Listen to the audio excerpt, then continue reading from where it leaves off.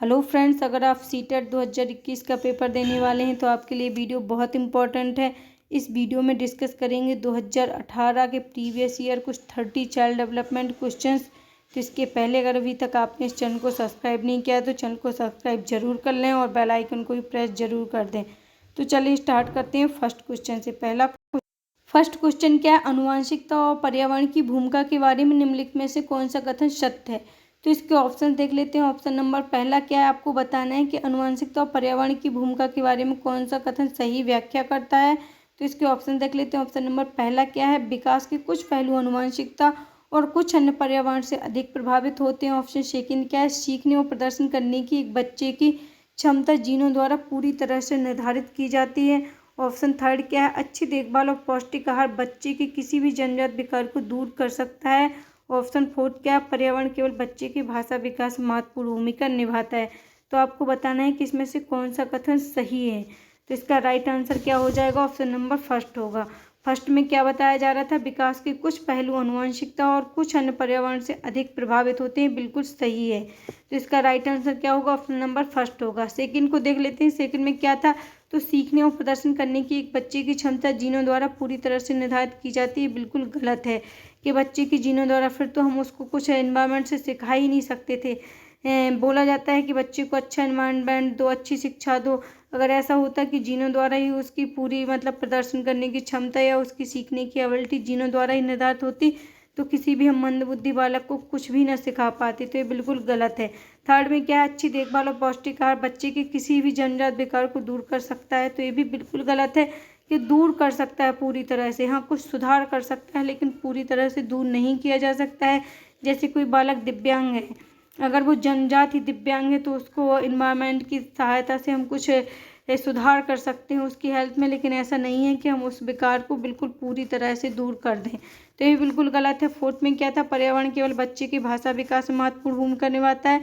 तो ये बिल्कुल गलत हो जाएगा कि इन्वायरमेंट ओनली बच्चे की भाषा डेवलपमेंट, लैंग्वेज डेवलपमेंट में ही इम्पोर्टेंट रोल अदा करता है। ऐसा नहीं है। इन्वायरमेंट यानी कि पर्यावरण बच्चे के पूरे होल डेवलपमेंट में इम्पोर्टेंट भूमिका निभाता है। तो ये भी गलत हो जाएगा। इसका राइट आंसर क्या हो जाएगा? ऑप्शन नंबर फर्स्ट होगा। इंग्लिश में क्या बताया जा रहा था? Which one of the following statement is true about the role of heredity and environment. तो देखते हैं इसके ऑप्शंस। ऑप्शन पहला क्या था? Certain aspect of development are influence more by heredity and others more by environment. Second option क्या था? A children ability to learn and performs is completely decided by the jeans. Option third क्या था? Good care and a nutritious diet can fight off any disorder a children is born with. Option four क्या था? Environment place a significant role only in the children's language development. तो इसका right answer क्या होगा? First ही हो जाएगा। Next question देख लेते हैं। अगला क्वेश्चन क्या है? निम्नलिखित में से कौन सा कथन पियाजे के सिद्धांत के अनुसार कहा नहीं जा सकता है? तो आपको बताना है कि कौन सा कथन पियाजे के सिद्धांत से रिलेट नहीं करता है। तो इसके ऑप्शन देख लेते हैं। ऑप्शन नंबर पहला क्या है? विकास गुणात्मक चरणों में होता है। ऑप्शन सेकंड क्या है? बच्चे अपनी दुनिया के बारे में ज्ञान का निर्माण और उपयोग करते हैं। ऑप्शन थर्ड क्या है? निरंतर अभ्यास से अधिगम होता है। ऑप्शन फोर्थ क्या है? बच्चे अपने पर्यावरण पर क्रिया करते हैं। तो इसका कौन सा आंसर सही हो जाएगा? यानी कि पियाजे के सिद्धांत के अनुसार कौन सा कथन नहीं कहा जा सकता है? तो इसका राइट आंसर क्या हो जाएगा? ऑप्शन नंबर थर्ड, यानी कि निरंतर अभ्यास से अधिगम होता है। पियाजे के सिद्धांत के अनुसार सही कथन नहीं है। बाकी ये तीनों सही हैं। तो देख लेते हैं। फर्स्ट में क्या? विकास गुणात्मक चरणों में होता है। तो ये बिल्कुल सही है। पियाजे ने विकास को 4th स्टेज में डिवाइड किया है। तो ये बिल्कुल सही है कि विकास गुणात्मक चरणों में होता है। सेकंड में क्या था? बच्चे अपनी दुनिया के बारे में ज्ञान का निर्माण उपयोग करते हैं। तो ये भी बिल्कुल सही है। पियाजे के सिद्धांत से रिलेट करता है। पियाजे ने बच्चों को नन्हा वैज्ञानिक कहा है और उन्होंने कहा है कि बच्चे अपनी दुनिया के बारे में स्वयं ज्ञान का निर्माण करते हैं। तो ये बिल्कुल सही है। ये भी पियाजे के सिद्धांत से रिलेट करता है। और फोर्थ में क्या था? बच्चे अपने पर्यावरण पर क्रिया करते हैं। तो ये बिल्कुल सही है। पियाजे के सिद्धांत से संबंधित है। पियाजे ने कहा है कि बच्चे को स्वयं इन्वायरमेंट में रखो, बच्चे को ऐसे इन्वायरमेंट में रखो जहाँ बच्चा स्वयं इन्वायरमेंट के माध्यम से चीज़ों को सीख सके। तो ये भी बिल्कुल सही है। कौन सा सही नहीं है? तो ऑप्शन नंबर थर्ड सही नहीं है। अगला क्वेश्चन देख लेते हैं। अगला क्वेश्चन क्या है? निम्नलिखित में से कौन सी पूर्ण संक्रियात्मक विचार की एक सीमा नहीं है? तो इसके ऑप्शन है। ऑप्शन नंबर पहला क्या? ध्यान केंद्रित करने की प्रवृत्ति। ऑप्शन सेकंड क्या? प्रतीकात्मक विचार का विकास। ऑप्शन थर्ड क्या? अहम मान्यता। ऑप्शन फोर्थ क्या? अनुत्क्रमणीयता। तो इसका राइट आंसर क्या हो जाएगा, ऑप्शन नंबर सेकंड हो जाएगा। क्या, प्रतीकात्मक विचार का विकास। अगला क्वेश्चन देख लेते हैं। नेक्स्ट क्वेश्चन क्या है, डैश के अलावा निम्नलिखित कारणों से खेल युवा बच्चों के विकास में एक महत्वपूर्ण भूमिका निभाता है। तो इसके ऑप्शन देख लेते हैं। ऑप्शन नंबर पहला क्या है, वे अपने शरीर पर निपुणता प्राप्त करते हैं। ऑप्शन सेकंड क्या है, यह उनकी इंद्रियों को उत्तेजित करता है। ऑप्शन थर्ड क्या है, समय बिताने का एक सुखद तरीका है। और ऑप्शन फोर्थ क्या है, वे नए कौशल हासिल करते हैं और सीखते हैं कि उन्हें कब उपयोग किया जाए। तो आपको बताना है कि निम्नलिखित कारणों से खेल युवा बच्चों के विकास में महत्वपूर्ण भूमिका निभाता है, लेकिन एक वो कौन सा कारण है जो खेल में इम्पोर्टेंट नहीं है। तो इसका राइट आंसर क्या हो जाएगा, ऑप्शन नंबर थर्ड। थर्ड में क्या है, समय बिताने का एक सुखद तरीका है। तो ये बिल्कुल गलत हो जाएगा, यानी कि इसको छोड़कर सभी कारण बच्चे या युवाओं के विकास में एक महत्वपूर्ण भूमिका निभाते हैं। यानी कि खेल इस कारण को, यानी कि थर्ड ऑप्शन को छोड़कर सभी कारण खेल के बच्चों और युवाओं के विकास में महत्वपूर्ण भूमिका निभाते हैं। तो इसका राइट आंसर क्या होगा, ऑप्शन नंबर थर्ड हो जाएगा। आई होप आप समझ रहे होंगे इस क्वेश्चन को।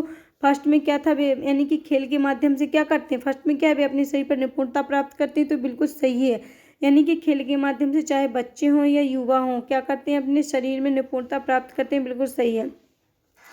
सेकंड में क्या था, यह उनकी इंद्रियों को उत्तेजित करता है। तो ये भी बिल्कुल सही है, यानी कि खेल के माध्यम से बच्चे या युवाओं की इंद्रियां क्या होती हैं, उत्तेजित होती हैं।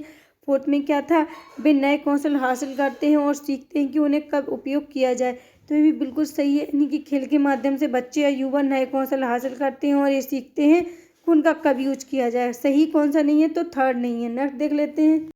अगला क्वेश्चन क्या है, निम्नलिखित में से कौन सा प्रश्न बच्चों को गंभीर रूप से सोचने के लिए आमंत्रित करता है। तो इसके ऑप्शन है। ऑप्शन नंबर पहला क्या है, क्या आप इसका उत्तर जानते हैं। ऑप्शन सेकंड क्या है, सही जवाब क्या है। ऑप्शन थर्ड क्या है, क्या आप इसी तरह की स्थिति के बारे में सोच सकते हैं। ऑप्शन फोर्थ क्या है, विभिन्न तरीकों से हम इसे कैसे हल कर सकते हैं।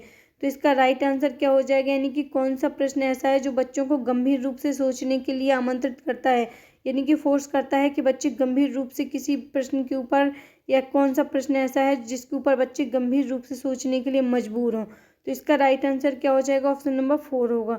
फोर में क्या बताया जा रहा है, विभिन्न तरीकों से हम इसे कैसे हल कर सकते हैं। ये प्रश्न बच्चों को गंभीर रूप से सोचने के लिए मजबूर करता है या आमंत्रित करता है। तो इसका राइट आंसर होगा ऑप्शन नंबर फोर। अगला क्वेश्चन देख लेते हैं।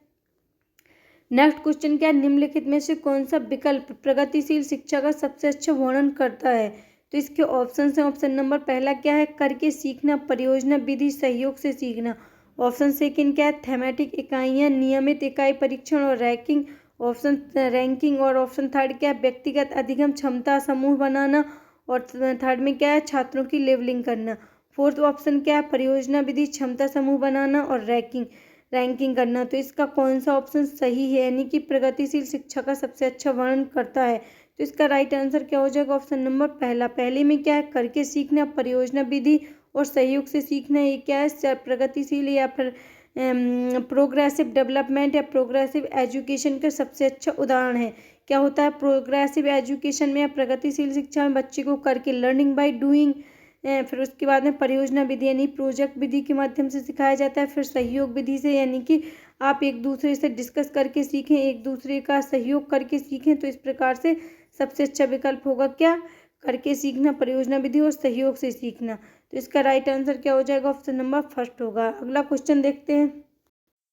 अगला क्वेश्चन क्या है, प्रगतिशील शिक्षा के बारे में निम्नलिखित में से कौन सा कथन बताता है शिक्षा स्वयं ही जीवन है। तो इसके ऑप्शन हैं। ऑप्शन नंबर पहला क्या है, स्कूल शिक्षा को यथासंभव लंबे समय तक जारी रखना चाहिए। ऑप्शन सेकंड क्या है, स्कूलों की आवश्यकता नहीं है, बच्चे अपने जीवन के अनुभवों से सीख सकते हैं। ऑप्शन थर्ड क्या है, स्कूलों में शिक्षा सामाजिक और प्राकृतिक दुनिया को प्रतिबिंबित करे। ऑप्शन फोर्थ क्या है, जीवन सच्चा शिक्षक है। तो आपको बताना है कि प्रगतिशील शिक्षा के बारे में निम्नलिखित कथनों में से कौन सा कथन यह बताता है कि शिक्षा स्वयं ही जीवन है। तो इसका राइट आंसर क्या हो जाएगा, ऑप्शन नंबर थर्ड। थर्ड में क्या है, स्कूलों में शिक्षा सामाजिक और प्राकृतिक दुनिया को प्रतिबिंबित करे, यानी कि स्कूल में शिक्षा इस प्रकार से दी जानी चाहिए जिससे वो सामाजिक, यानी कि बच्चे का सामाजिक डेवलपमेंट भी हो और उसका प्रकृति यानी नेचर की तरफ भी, उसकी प्राकृतिक दुनिया भी स्कूल में हो, यानी कि ऐसा स्कूल का एनवायरनमेंट होना चाहिए जिससे बच्चे का सामाजिक और प्राकृतिक डेवलपमेंट दोनों हो सके। तो इसका राइट आंसर क्या हो जाएगा, ऑप्शन नंबर थर्ड होगा। अगला क्वेश्चन देख लेते हैं। अगला क्वेश्चन क्या है, कोहलबर्ग के सिद्धांत के योगदान के रूप में निम्नलिखित में से किसे माना जा सकता है। तो इसके ऑप्शन है, ऑप्शन नंबर पहला क्या है, उनके सिद्धांत से संज्ञानात्मक परिपक्वता और नैतिक परिपक्वता के बीच एक सहयोग का समर्थन किया है। ऑप्शन सेकंड क्या है, इस सिद्धांत में विस्तृत परीक्षण प्रक्रियाएं हैं। ऑप्शन थर्ड क्या है, यह नैतिक तर्क और कार्रवाई के बीच एक संबंध है, इस पर संबंध स्थापित करता है। ऑप्शन फोर्थ क्या है, उनका विश्वास है कि बच्चे नैतिक दार्शनिक हैं। तो इसका राइट आंसर क्या हो जाएगा, ऑप्शन नंबर फर्स्ट होगा। यानी इसमें पूछा क्या गया था, कोहलबर्ग के सिद्धांत के योगदान के रूप में निम्नलिखित में से किसे माना जा सकता है। तो इसका राइट आंसर क्या होगा, ऑप्शन नंबर फर्स्ट। फर्स्ट में क्या है, उनके सिद्धांत से संज्ञानात्मक परिपक्वता और नैतिक परिपक्वता के बीच एक सहयोग का समर्थन किया है। उन्होंने क्या कहा है, ZPD, zone of proximal development की बात की है। तो इसका राइट आंसर क्या हो जाएगा, ऑप्शन नंबर फर्स्ट होगा। अगला क्वेश्चन देख लेते हैं। नेक्स्ट क्वेश्चन क्या, निकटवर्ती विकास का क्षेत्र संदर्भित करता है। निकटवर्ती विकास का क्षेत्र से आप समझ सकते हैं zone of proximal development, ZPD। तो इसके देख लेते हैं ऑप्शन। ऑप्शन नंबर पहला क्या है, उस चरण को जब अधिकतम विकास संभव है। ऑप्शन सेकंड क्या है, उस विकासात्मक चरण को जब बच्चा सीखने की पूरी जिम्मेदारी लेता है। ऑप्शन थर्ड क्या है, एक संदर्भ को जिसमें बच्चे सहयोग के सही स्तर के साथ कोई कार्य लगभग स्वयं कर सकता है। ऑप्शन फोर्थ क्या है, उस सीखने के बिंदु को जब सहयोग वापस लिया जा सकता है। तो इसका राइट आंसर क्या हो जाएगा, ऑप्शन नंबर थर्ड होगा। थर्ड में क्या है, एक संदर्भ को जिसमें बच्चा सहयोग के सही स्तर के साथ कोई कार्य लगभग स्वयं कर सकता है, इसी को क्या कहा गया है, zone of proximal development, ZPD। यानी कि कुछ ऐसा कार्य जहाँ बच्चा को थोड़ा उसको प्रॉब्लम हो रही है, तो यानी कि जो इंसान उस कार्य को जानता है, चाहे वो बड़ा हो या छोटा हो, वो उसका सहयोग कर देता है, तो वो उस कार्य को बच्चा, यानी कि जो इंसान उस कार्य को कर रहा है, तो वो उसको स्वयं ही पूरा कर लेता है। इसी को क्या कहा गया है, ZPD, यानी कि जोन ऑफ प्रॉक्सिमल डेवलपमेंट। अगला क्वेश्चन देखते हैं। अगला क्वेश्चन क्या है, एक उभयलिंगी व्यक्तित्व। तो इसके ऑप्शन है, ऑप्शन नंबर पहला क्या है, स्त्री लक्षणों वाले पुरुषों को संदर्भित करता है।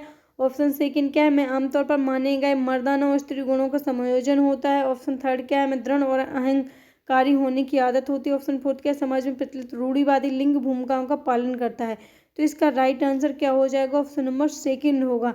यानी कि उभयलिंगी व्यक्तित्व क्या है, तो उसमें क्या होता है, मैं सेकंड में क्या है, तो इसका राइट आंसर होगा ऑप्शन नंबर सेकंड। यानी कि उभयलिंगी व्यक्तित्व में आमतौर पर माने गए मर्दाना और स्त्री गुणों का समायोजन होता है, यानी कि पुरुष और स्त्री के गुणों का समायोजन होता है, उसी को क्या कहते हैं, उभयलिंगी व्यक्तित्व।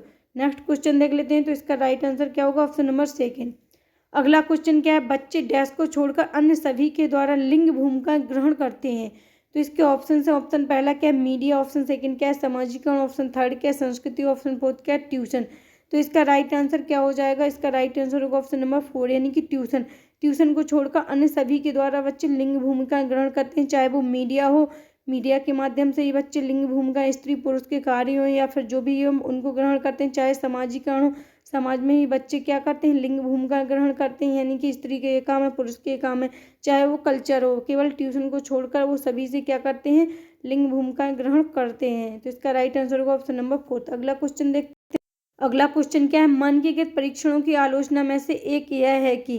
तो इसके ऑप्शन है, ऑप्शन नंबर पहला क्या है, वे मुख्य रूप से मुख्य धारा की संस्कृति का प्रतिनिधित्व करते हैं और इसलिए पक्षपाती हैं। ऑप्शन सेकंड क्या है, उनकी भाषा को समझना मुश्किल है। ऑप्शन थर्ड क्या है, परीक्षण बड़ी आबादी पर लागू नहीं किया जा सकते। ऑप्शन फोर्थ क्या है, वे बच्चे की क्षमता की स्पष्ट तस्वीर नहीं देते हैं। तो इसका राइट आंसर क्या हो जाएगा, यानी कि मानकीकृत परीक्षणों की आलोचना क्यों की जाती है। तो इसका राइट आंसर होगा ऑप्शन नंबर फर्स्ट। फर्स्ट में क्या है, वे मुख्य रूप से मुख्य धारा की संस्कृति का प्रतिनिधित्व नहीं करते हैं या प्रतिनिधित्व करते हैं, इसलिए पक्षपाती हैं। क्या है, वे मुख्य रूप से मुख्य धारा की संस्कृति का प्रतिनिधित्व करते हैं, इसलिए क्या है, मानकीकृत परीक्षणों की आलोचना की जाती है, इसलिए वो क्या है, पक्षपाती हैं। तो इसका राइट आंसर क्या होगा, ऑप्शन नंबर फर्स्ट। अगला क्वेश्चन देख लेते हैं। नेक्स्ट क्वेश्चन क्या है, एकाधिक बुद्धिमानी का सिद्धांत कहता है। एकाधिक बुद्धिमानी से आप समझ सकते हैं, एकाधिक बुद्धिमानी मतलब मल्टीपल इंटेलिजेंस, बहुबुद्धि का सिद्धांत भी कहते हैं इसको। क्या कहता है, आपको ये बताना है। तो इसके ऑप्शन है, ऑप्शन नंबर पहला क्या है, बुद्धि तेजी से बढ़ाई जा सकती है। ऑप्शन सेकंड क्या है, बुद्धि कई प्रकार की हो सकती है। ऑप्शन थर्ड क्या है, पेपर पेंसिल परीक्षण सहायक नहीं है। ऑप्शन फोर्थ क्या है, प्रभावी अध्यापन के द्वारा बुद्धि बढ़ाई जा सकती है। तो इसका राइट आंसर क्या हो जाएगा, इसका राइट आंसर हो जाएगा ऑप्शन नंबर सेकंड, बुद्धि कई प्रकार की हो सकती है। क्या कहता है, बहुबुद्धि का सिद्धांत, यानी कि मल्टीपल इंटेलिजेंस की थ्योरी यही कहती है कि बुद्धि कई प्रकार की हो सकती है। अगर आपको पेपर में हिंदी समझ में नहीं आती है तो आप इंग्लिश को ज़रूर पढ़ें। आप हिंदी को ही ओनली पढ़ के पेपर क्वेश्चन को टिक मत करें पेपर देते टाइम, क्योंकि कभी कभी गलती हो जाती है, जैसे कि इसी क्वेश्चन में इसकी भाषा ऐसी है कि इंसान समझ ना पाए। एकाधिक बुद्धिमानी का सिद्धांत। अब आप सोचेंगे तो हमने पढ़ा ही नहीं एकाधिक बुद्धिमानी का, तो आप इंग्लिश जरूर पढ़ें ऑप्शन में। तो इसका राइट आंसर क्या हो जाएगा? Option number second. और आप जितनी से ज़्यादा टाइम प्रैक्टिस करते हैं प्रीवियस ईयर की, आप देखना पेपर आपका सीटेट का एग्ज़ाम हॉल में कितने जल्दी सॉल्व होता है। ये मैं अपना खुद का एक्सपीरियंस बताती हूँ, तो आप ऐसा मत सोचें कि मैंने तो प्रैक्टिस कर ली है। आप जहाँ भी आपको प्रैक्टिस मिले, जितनी बार ज़्यादा से ज़्यादा कर सकें, आप प्रैक्टिस ज़रूर करें। तो चलिए देखते हैं नेक्स्ट क्वेश्चन को। अगला क्वेश्चन क्या है? शिक्षक सीखने के लिए मूल्यांकन और सीखने के मूल्यांकन दोनों का उपयोग कर सकते हैं।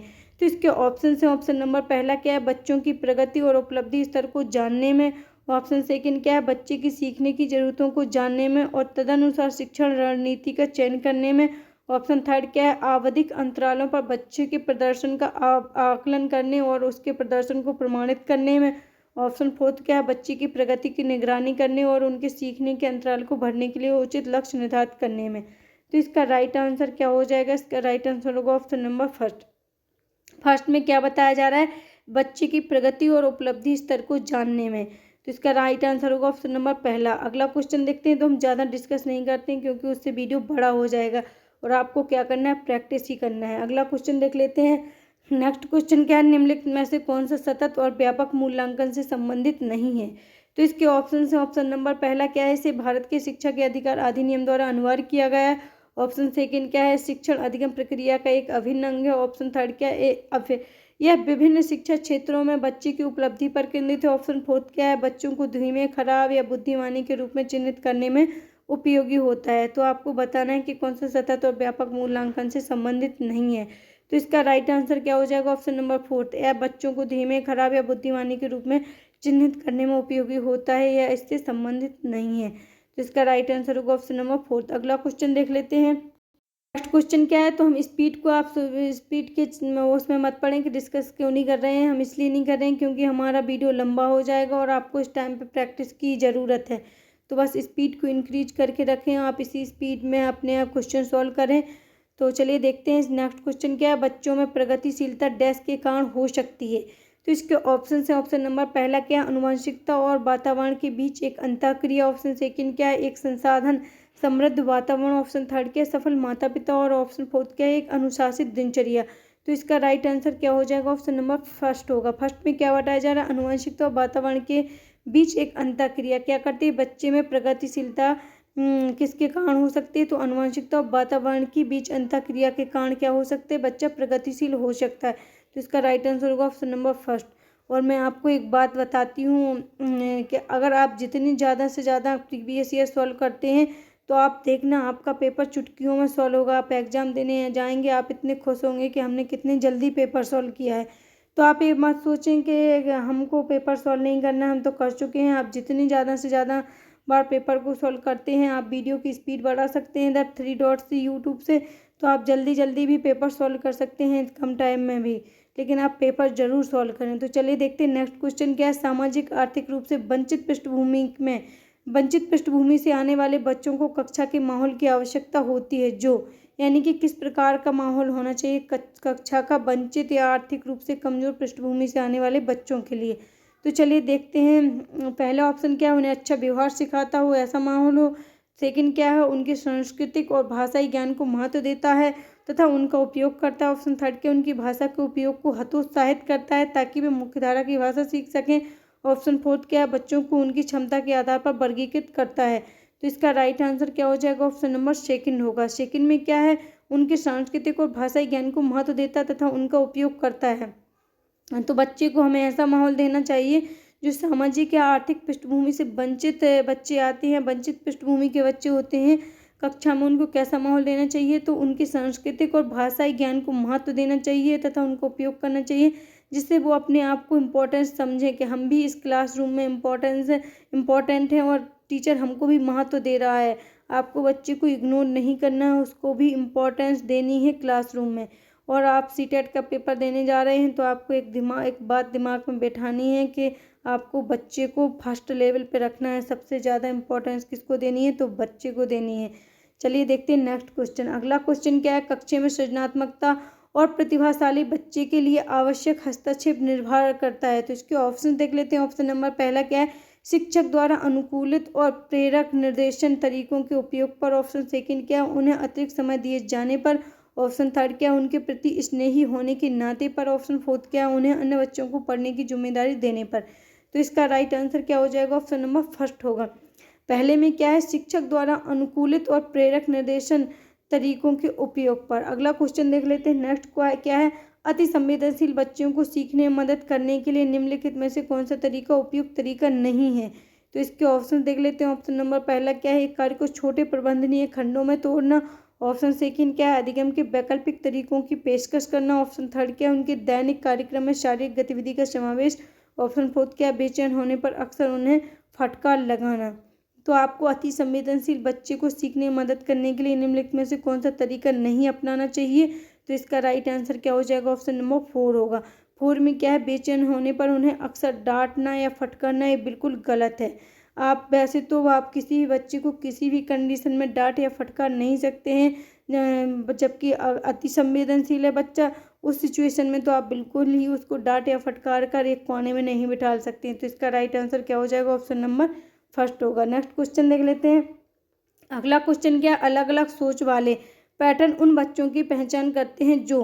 तो इसके ऑप्शन है। ऑप्शन नंबर पहला क्या है, विकलांग है। ऑप्शन सेकंड क्या है, डिसलेक्सिक है। ऑप्शन थर्ड क्या है, सृजनात्मक है। ऑप्शन फोर्थ क्या है, प्रत्यास्थायी है। तो इसका राइट आंसर क्या हो जाएगा, इसका राइट आंसर होगा ऑप्शन नंबर थर्ड, यानी कि सृजनात्मक है। अलग अलग सोच या पैटर्न क्या प्रदर्शित करता है, सृजनात्मकता, क्रिएटिविटी इंडिकेट करता है कि बच्चा क्रिएटिव है, अलग अलग दिशाओं में सोच रहा है। तो इसका राइट आंसर क्या होगा, ऑप्शन नंबर थर्ड होगा। अगला क्वेश्चन देख लेते हैं। इस वीडियो में इतने ही क्वेश्चन रहने देते हैं क्योंकि वीडियो बहुत लंबा हो जाएगा। तो आई होप आपको ये वीडियो पसंद आया होगा। अगर वीडियो अच्छा लगा हो तो वीडियो को लाइक ज़रूर करें, वीडियो को ज़्यादा से ज़्यादा शेयर करें और चैनल को सब्सक्राइब जरूर कर लें। Thank you.